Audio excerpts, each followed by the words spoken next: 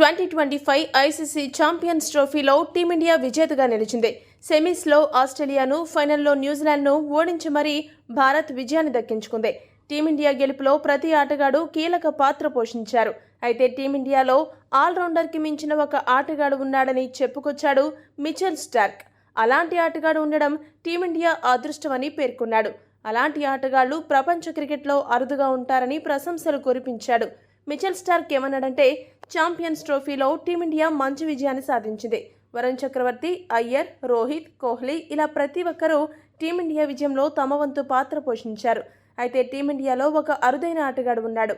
అతడు జట్టు కోసం ఓపెనింగ్ చేస్తాడు.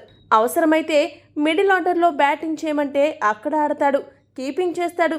కీపర్గా కాదు, ఫీల్డింగ్ చేయమంటే అందుకు ఓకే చెబుతాడు. ఆ ఆటగాడే కేఎల్ రాహుల్. సాధారణంగా బౌలింగ్, బ్యాటింగ్ చేసేవాళ్లను ఆల్రౌండర్లు అంటారు.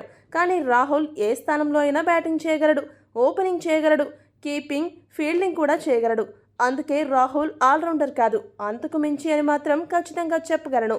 రాహుల్ ఒక్కడే కానీ అన్ని పాత్రలను పోషించగలడు.